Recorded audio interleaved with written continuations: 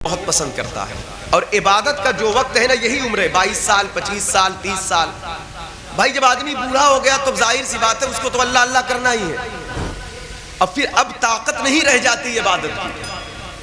بڑھاپے میں وہ ہمت نہیں رہ جاتی.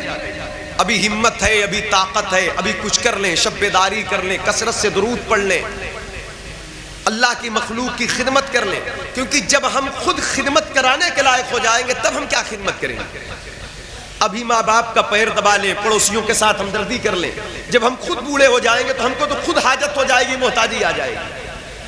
اللہ خود کہتا ہے میرے پاس سب کچھ ہے، میرے پاس سب کچھ ہے، لیکن میرے پاس اگر کوئی چیز نہیں تو وہ یہ نہیں ہے کہ میرے پاس جوانوں کی جوانی کی عبادت نہیں ہے.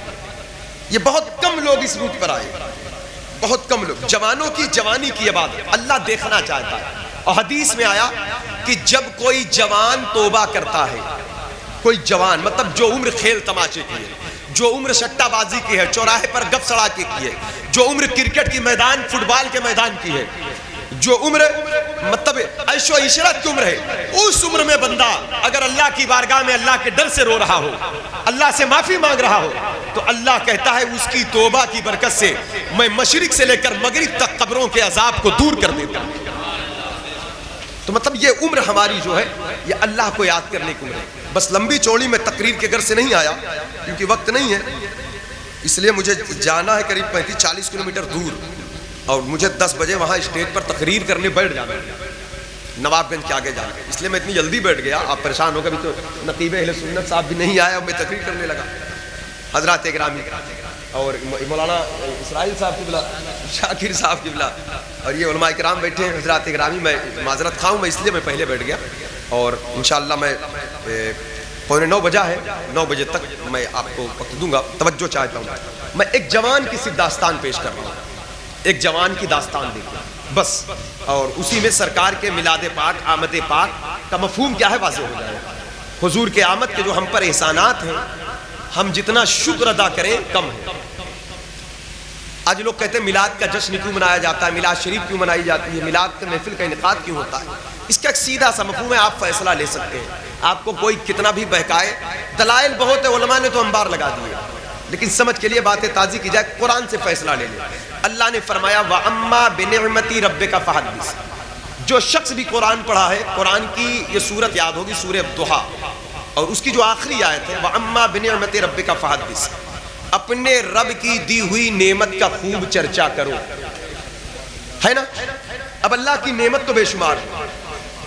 ہماری آنکھ بھی ایک نعمت ہے، ہماری زبان ایک نعمت ہے، ہاتھ پیر طاقت قوت توانائی سب نعمت ہے. لیکن جو بھی نعمت ہے اس نعمت سے ہم دنیا میں فائدہ تو لے سکتے ہیں، لیکن آپ بتائیں قبرستان جاتے ہیں، قبرستان میں مرنے کے بعد کب تک رہنا پڑے گا یہ کوئی نہیں بتا سکتا. ہزار سال سے لوگ قبروں میں لیٹے. بغل میں قبرستان ہے، بغل میں آپ کے بغل میں جب یہ سکندرہ کی طرف جانے لگو دونوں طرف، اب اس میں 500 برس کی بھی قبریں ہوں گی، 400 برس کی بھی ہوں گی. اب ابھی پتہ نہیں کئی 100 برس کے 1000 برس رہنا پڑے گا. تو جتنی جو یہ نعمتیں ہیں، ان نعمتوں سے تو ہم نے دنیا کا خوب فائدہ اٹھایا، نفع لیا، لیکن ایک نعمت اللہ نے ہمیں ایسی بھی دیا ہے جو نعمت دنیا کے ساتھ ساتھ ہمارے قبر کی فکر کر رہی ہے، ہمارے آخرت کو روشن کر رہی ہے، ہمارے قبر کو نور سے معمور کر رہی ہے. تو جو نعمت 25-50 برس کام دے تو یہ نعمت ہے. جو نعمت قبروں میں ہزاروں برس تک نور بن کر چمکے، روشنی بن کر چمکے، اسی نعمت کو حضور سرور کائنات کی ذات بابرکات کہتے ہیں. اب آپ بتائیں کیا اللہ کے نبی سے بڑی کوئی نعمت ہو سکتی ہے؟ اللہ نے ایک نعمت کی شکل میں جو حضور کی ذات کو ہم میں بھیجا، کیا ان سے بڑی کوئی نعمت ہو سکتی ہے؟ آپ خود بولیں ان سے بڑی کوئی نعمت ہو سکتی ہے؟ ان کی آمد سے بڑا کوئی فضل ہو سکتا ہے، کوئی رحمت ہو سکتی ہے؟ ارے یہ وہ نعمت ہے کہ اگر یہ نعمت نہ ملتی تو آج بچیوں کو ہم دفن کر دیتے. یہ نعمت نہ ملتی تو آج غریبوں پر ظلم ہوتا، یتیموں پر ستم ہوتا، بیواؤں کا آسرا نہ ہوتا. یہ نعمت نہ ملتی تو آج ہم کہیں بت کے سامنے ہاتھ جوڑے کھڑے ہوتے. انصاف سے بتائیں، آج ہم اللہ کو یاد کرتے ہیں، یہ حضور کی میلاد کی برکت نہیں تو اور کیا ہے؟ آج مسجدوں میں اللہ اکبر کی جو صدا گونجتی ہے، کسی بھی مکتبہ فکر کے لوگ ہوں، ان کو سمجھنا چاہیے میلاد سے جلنے والے ہوں یا میلاد پر خوش ہونے والے ہوں، حیا علی الصلاۃ، آؤ کامیابی کی طرف، یہ آواز ملی کہاں سے؟ یہ میلاد کی برکت نہیں تو اور کیا ہے؟ آؤ نماز کی طرف۔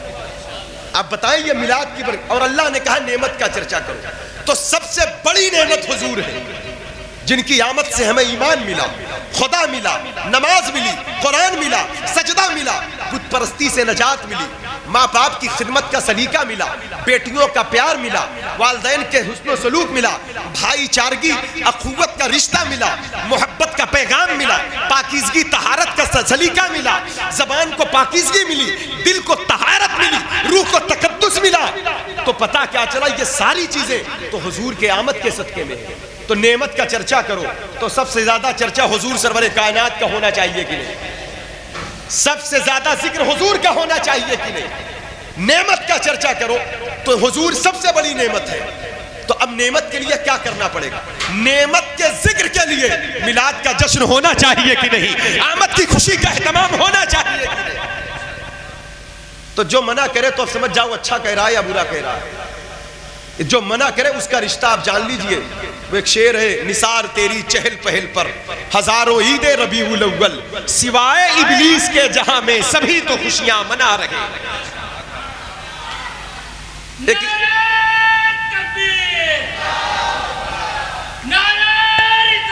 یا رسول اللہ، ایک نعمت آقا علیہ السلام کی ذات، جو ابلیس رو رہا تھا، قید تھا، پوری دنیا خوش تھی۔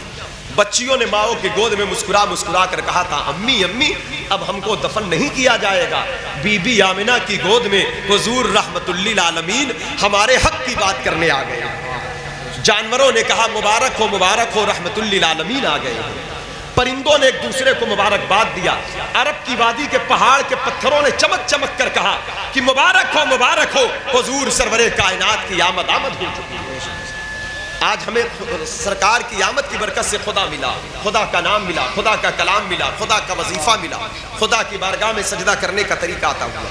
جو لوگ جتنی عبادت کریں، اتنا میلاد کا جشن کریں، اتنا حضور کی آمد کا شکرانہ ادا کریں۔ صحابہ کرتے تھے، مسجد نبوی میں بیٹھ کر کے ایک خاص محفل ہوتی تھی ان کی، کہ ہم اس لیے حاضر ہیں کہ اللہ نے اپنے حبیب کو دے کر اپنے حبیب کی شکل میں ہم پر جو احسان فرمایا ہے، ہم اسی کا شکرانہ ادا کرنے آئے ہیں۔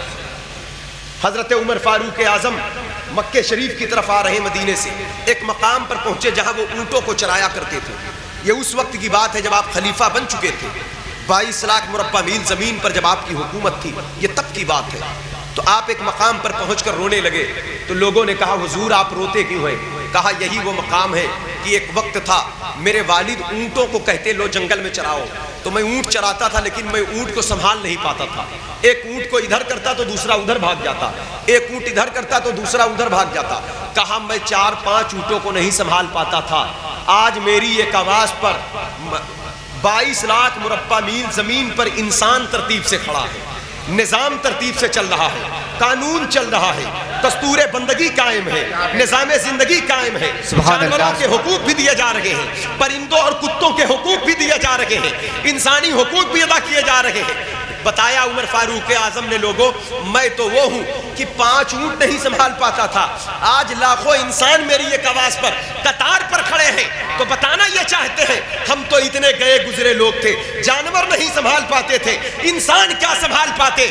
آج جو انسان ایک لائن پر کھڑا ہوا ہے، یہ رسول اللہ کی میلاد کا صدقہ نہیں تو اور کیا ہے، یہ حضور کی آمد کی خیرات نہیں تو اور کیا ہے۔ سبحان اللہ سبحان اللہ، نعرہ تکبیر، نعرہ رسالت، جشن عید میلاد النبی، خطیب اہل سنت، سبحان اللہ سبحان اللہ۔ لوگ کہتے ہیں میلاد کہاں لکھا ہے؟ میلاد اسلام کے ہر باب میں لکھا ہے، بے شک بے شک، ہر صحابی کے دل پر میلاد لکھا ہے، ہر بزرگ کے کردار میں میلاد لکھا ہے۔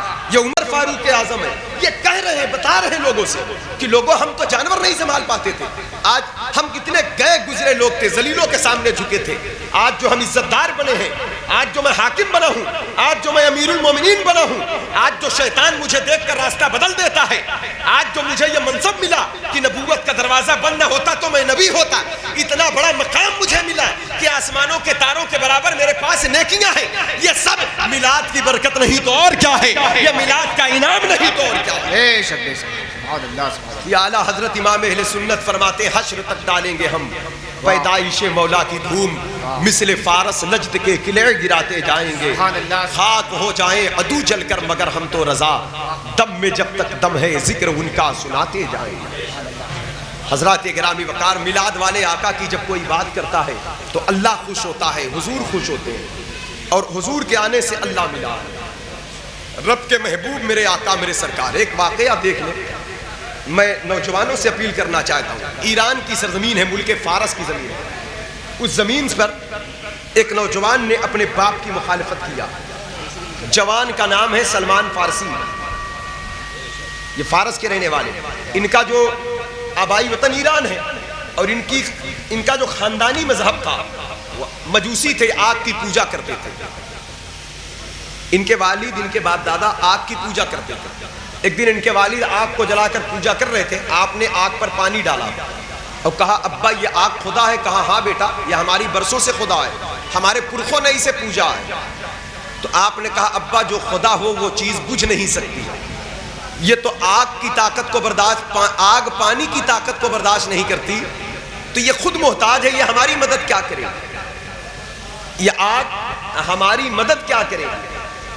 اس کے اندر تو اتنی بھی صلاحیت نہیں کہ خود کو بچا سکے۔ تو باپ یہ اپنے بیٹے پر ناراض ہوا، تو آپ عیسائیوں کے گرجے میں آنے جانے لگے، ان کے دھرم سے متاثر ہوئے، آپ صرف اپنی جوانی کو قربان کیا، گھر سے باہر بھاگ گیا، گھر سے بھاگ گیا صرف حق کی تلاش میں، ماں باپ کو چھوڑا، وطن چھوڑا، کس لیے کہ وہ کون ہے جس نے مجھے پیدا کیا؟ یہ آگ خدا نہیں ہے، لوگ پتھروں کو پوچھتے ہیں یہ خدا نہیں ہے، یہ بات کی پیداوار ہے، جو بات کی پیداوار ہو وہ خدا نہیں ہو سکتی، خدا وہ ہے جو خود ہو۔ وہ خدا کون ہے، اس کا نام کیا ہے، اس کی عبادت کا طریقہ کیا ہے، اس کی عبادت کا سلیقہ کیا ہے؟ اس حق کی تلاش میں سلمان فارسی نکلے، برسوں جا کر پادریوں کی خدمت کیا ہے، اس پادری کے پاس، اس پادری کے پاس، ایک تاریخ ہے، کئی گرجے گھر میں گیا، لیکن آپ نے صرف کہا میں تمہاری برسوں خدمت کرتا رہا، لیکن میں تمہارے پاس صرف اس لالچ میں خادم بن کر آیا ہوں کہ مجھے خدا کا پتہ بتا دو، وہ میرا رب کون ہے، وہ جس نے مجھے آنکھ میں روشنی دیا ہے۔ یہ آنکھیں دنیا تو دیکھتی ہیں لیکن وہ خدا نہیں دکھتا، وہ ہے کہاں؟ جو دلوں کی دھڑکنوں کو دھڑکاتا تو ہے لیکن دل اس کی خوشبو کو محسوس نہیں کر پا رہا ہے، وہ ہے کہاں؟ اس کی موجودگی کا احساس یہ قلب نہیں کر پا رہا ہے، آخر وہ محسوس کیسے کیا جائے؟ اس کی موجودگی کا احساس کیسے ہو، اس کا ڈر کیسے آئے، اس کا پیار کیسے آئے، اس کے موجودگی پر یقین کا غلبہ کیسے آئے؟ جو پھولوں کو کھلایا تو ہے اور ہریالی کو سے جنگل و بیابان کو آباد تو کیا ہے، جس سے گلشن مہک رہے ہیں، پھول مہک رہے ہیں، کلیاں چٹک رہی ہے، وہ خدا ہے کہاں؟ رب کی تلاش، اللہ کی محبت، ایک انسان کے پیدا ہونے کا یہی مقصد ہے، وما خلقت الجن والانس الا لیعبدون۔ جن انسان کو اپنی عبادت کے لیے پیدا کیا، لیکن اس منزل تک لے جانے کے لیے کوئی رہبر چاہیے، کوئی لیڈر چاہیے، کوئی رہنما چاہیے، اس منزل تک لے جانے کے لیے کوئی قائد چاہیے۔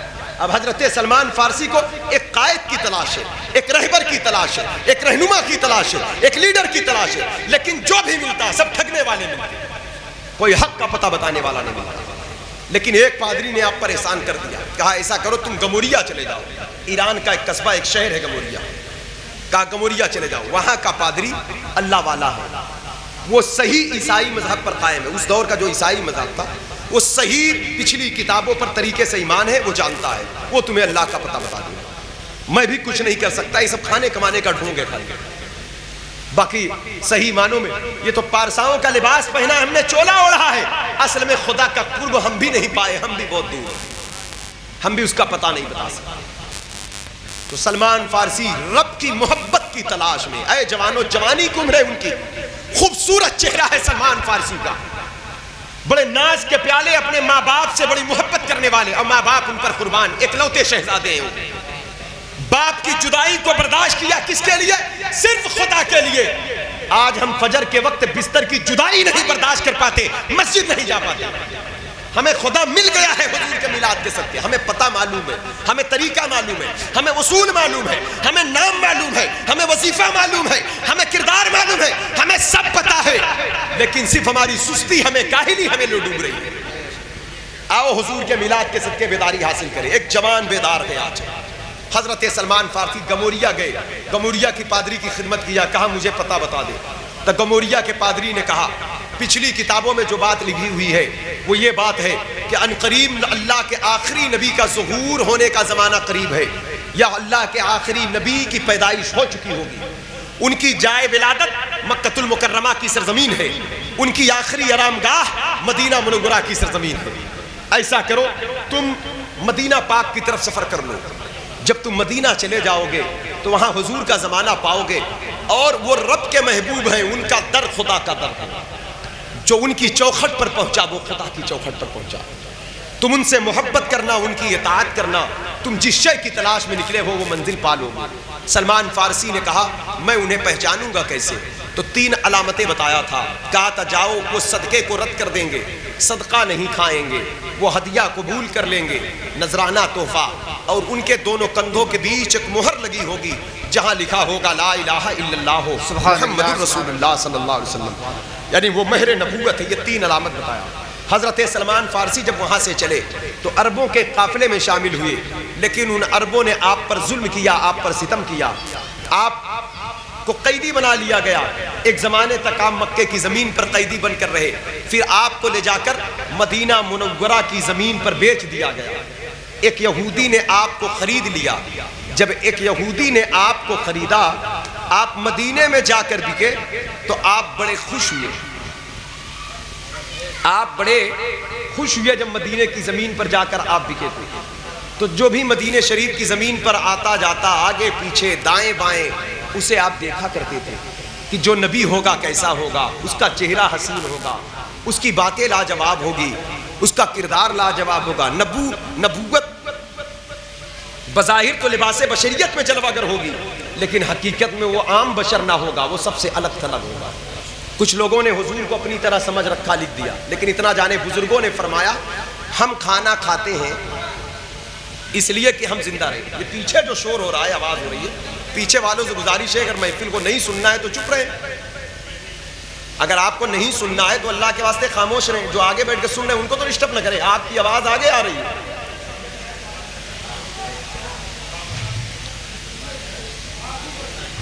درود شریف پڑھ لیں، اللہم صلی علی سیدنا نبینا مولانا محمد معدن الجود والکرم وآلہ واصحابہ وبارک وسلم، الصلاۃ والسلام علیک یا سیدی یا رسول اللہ۔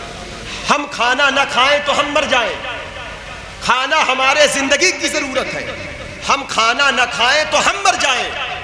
صوفیہ کہتے اگر حضور کھانا نہ کھائیں تو کھانا مر جائے۔ کھانے حضور کو زندہ رہنے کے لیے کھانے کی ضرورت نہیں ہے، کھانے کو زندہ رکھنے کے لیے، کھانے میں برکت باقی رکھنے کے لیے حضور کا کھانا ضروری ہے، تاکہ کھانے میں برکت باقی رہے، اس کی زندگی باقی رہے، اس کی حیات باقی رہے، اس کی لذت باقی رہے، اس کا ٹیسٹ باقی رہے، اس میں شفا رہے، اس میں نور رہے، اس میں فیض رہے۔ سمجھ رہے ہیں؟ یہ ایک اشارہ سمجھ لیں، ہم نہ کھائیں، ہم پانی نہ پئیں تو پیاس سے مر جائیں، سرکار پانی نہ پیے تو پانی کا نور ختم ہو جائے، پانی کے اندر جو لوگوں کو زندگی دینے کی صلاحیت ہے وہ صلاحیت ختم ہو جائے۔ تو حضور زندہ رہنے کے لیے پانی کے محتاج نہیں ہے، کھانے کے محتاج نہیں، کیونکہ سرکار رب کے نور ہے۔ حضرت ابو ہریرہ رضی اللہ تعالیٰ عنہ کہتے ہیں اللہ نے اپنے حبیب صلی اللہ علیہ وسلم کو اتنا حسین و جمیل، اتنا خوبصورت بنایا تھا، ایسا لگتا تھا جیسے آپ کے بدن کو چاندی میں ڈھالا گیا، اتنے گورے اور سفید تھے آپ۔ انس بن مالک کہتے ہیں آپ کا بدن اتنا نرم و نازک تھا کہ ریشم کا کپڑا بھی اتنا نرم و نازک نہیں تھا جتنے حضور کے جسم نازنین کے حصے بدن نازک تھا، اور آپ کے بدن سے بھینی بھینی کستوری اور مشک سے بہتر خوشبو آیا کرتی تھی۔ ان کی مہک نے دل کے گنچے کھلا دیے ہیں، جس راہ چل گئے ہیں کوچے بسا دیے۔ حضرات گرامی وقار، حضرت कआब रज़ी अल्लाह ताला अन्हु, आप कहते हैं अब्दुल्ला बिन रवाहा, ये दो सहाबी कहते अल्लाह ने अपने हबीब के चेहरे को इतना हसीन बनाया था, अगर अल्लाह अपने हबीब को कोई मोजज़ा न देता, कोई मोजज़ा, सरकार के हर अदा मोजज़ा है, चांद दो टुकड़े हुआ, डूबा हुआ सूरज पलटा, बेज़बान कंकरियों ने कलमा पढ़ा, दरख्तों ने सजदा किया, जानवरों ने आपसे कलाम किया, जानवर आकर आपकी बारगाह में फरियाद किए, यानी आपके हर अदा मोजज़ा, उंगलियां हैं फैज़ पर, टूटे हैं प्यासे झूम कर, नदियां पंजाब रहमत की है जारी वाह वाह, इमाम बोले अपने मौला की है बस शान अजीम, जानवर भी करे जिनकी ताजीम, संग करते हैं अदब से तस्लीम, पेड़ सजदों में गिरा करते हैं, और सूरज उल्टे पांव पलटे, चांद इशारे से हो चाक, अंधे नजदी देख ले कुदरत रसूलुल्लाह की। तो आप का हर अदा बल्कि सरापा मोजज़ा बनाकर भेजा गया। लेकिन कहा अब्दुल्ला बिन रवाहा ने, कहा अगर अल्लाह आपको कोई मोजज़ा न देता तो आपका चेहरा इतना चमकदार, इतना हसीन था कि आपका चेहरा ही काफी था, सारे नबियों में सबसे बड़ा मोजज़ा था आपका चेहरा। लोगों को ईमान लाने के लिए आपका चेहरा काफी था, आपका चेहरा खुदा का पता देता था, आपके चेहरे का नूर खुदा का पता देता था, आपके चेहरे की ज़ियारत खुदा की मोहब्बत देती थी, आपके चेहरे की ज़ियारत खुदा की कुर्बत देती थी। आपकी शान करीमी, आपके शान, आपके मकाम है। तो हजरत सलमान फारसी यही कहते थे, उनकी ड्यूटी लग गई दरख्तों पर चढ़कर खजूर तोड़ने की, और कभी खजूर बिनने की बाग में, इसी तलाश में रहते थे वो लोग। जो आए मदीना पाक में उसको देखते, एक दिन सुबह सुबह खजूर चुन रहे थे, अचानक क्या देखा, मदीना पाक की हवाओं में मस्ती पैदा हो गई, अचानक क्या देखा, मदीने की फिजाओं में खुशबू पैदा हो गई, बाग से कूद कर भागना चाहा, दरख्त से नीचे उतर कर, तो मालिक ने हाथ पकड़ा, कहा सलमान बहुत कीमत देकर खरीदा हूं, कहाँ भागते हो, कहा परेशान ना हो, ये दिल तुम्हारी, ये जिस्म तुम्हारा ही खादिम है, तुम्हारा काम करेगा, लेकिन ये दिल किसी और का खादिम बहुत पहले हो चुका है। ये कहकर आप गए तो क्या देखा कि कुबा की तरफ से अल्लाह के नबी तशरीफ ला रहे हैं। दुशंबा का दिन था, सुबह सादिक का वक्त था, 12 रबीउल अव्वल शरीफ की तारीख थी, मदीना पाक में आका की आमद आमद हो रही।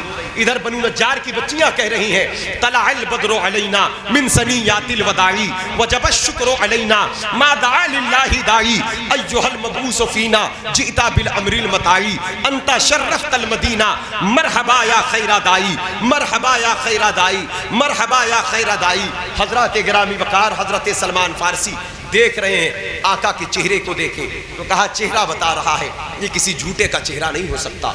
अल्लाह के नबी ने क़याम फरमाया हजरत अबू अय्यूब अंसारी के मकान पर, तो आप कुछ खजूरों को लेकर गए, उन खजूरों को सरकार की बारगाह में पेश किया, कहा या रसूल अल्लाह ये खजूर सदका है, तो आपने उसे गरीबों में तकसीम कर दिया, एक भी खजूर नहीं खाया। तो सलमान फारसी ने कहा एक निशानी पूरी हो गई।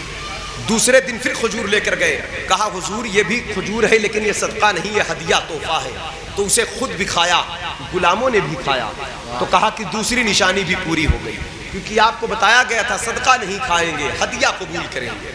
तीसरी निशानी जो बताई गई थी, दोनों कंधों के बीच में मोहर लगी होगी। हजरत गिरामी वकार हजरत सलमान फारसी इस मंजिल पर पहुंचे। जरा देखें, आज घर बैठे इस्लाम मिला है हमें, घर बैठे अल्लाह का नाम मिला।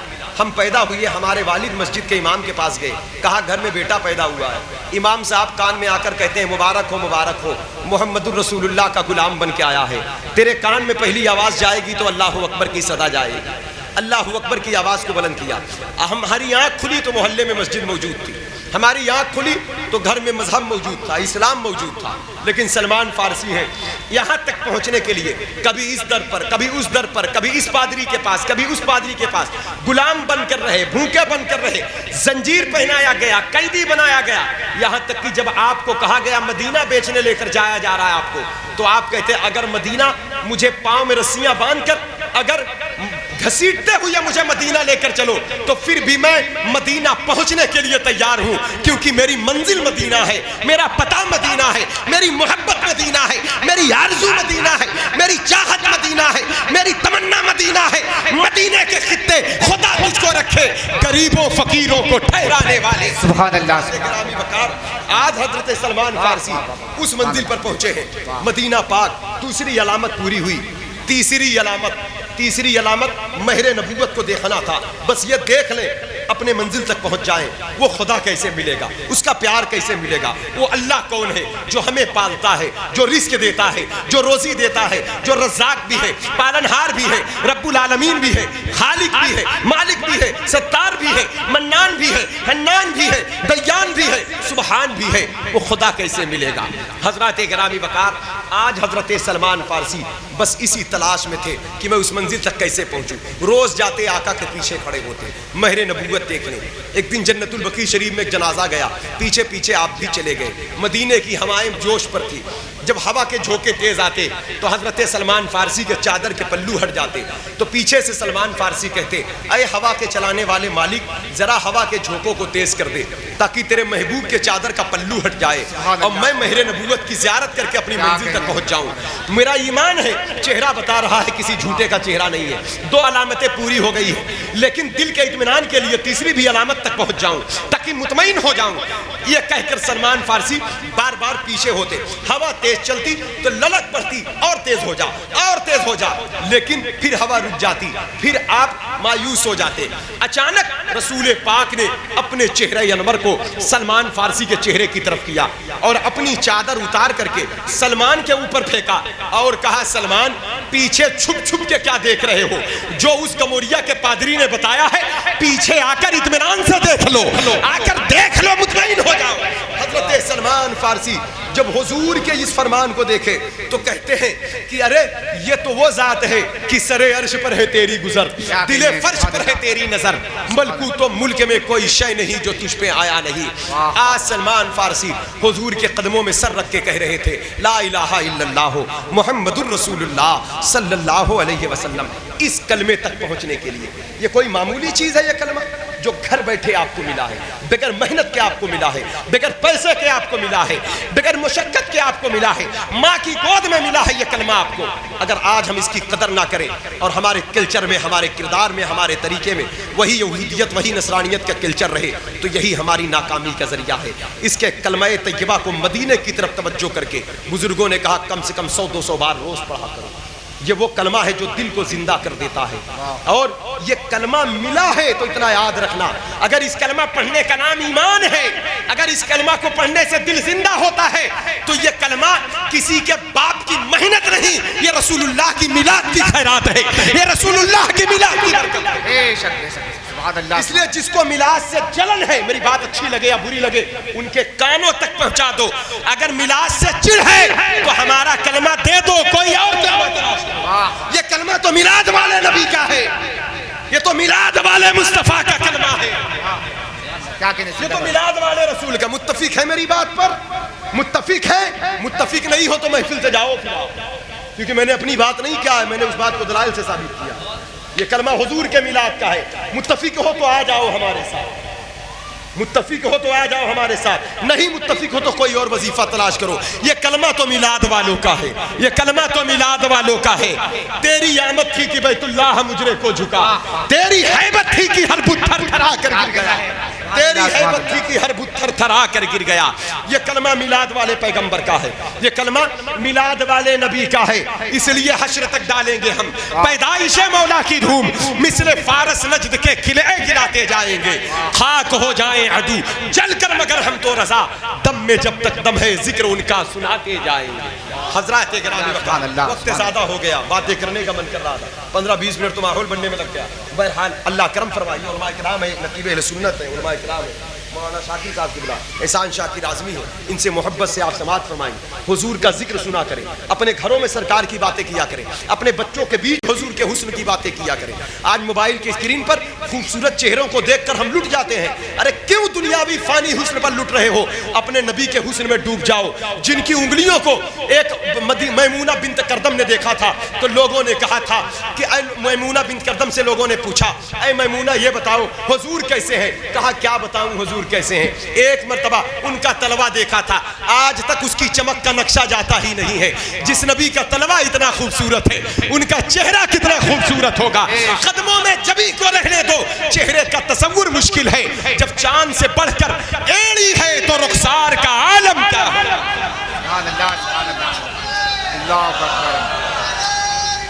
یا رسول اللہ، زندہ باد زندہ باد۔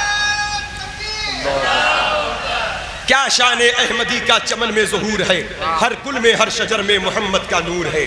ایک نام مصطفیٰ جو بڑھ کر کبھی گھٹا نہیں، ورنہ ہر ایک عروج میں پنہا زوال ہے۔ یا رسول اللہ تو گھٹائے سے کسی کے نہ گھٹا ہے نہ گھٹے گا، جب بڑھائے تجھے اللہ تعالیٰ تیرا۔ مٹ گئے مٹتے ہیں مٹ جائیں گے آدھا تیرے، نہ مٹا ہے نہ مٹے گا کبھی چرچا ہے۔ استغفر اللہ کل ذنوبی یا ستار یا غفار وما علینا الا البلاغ السلام۔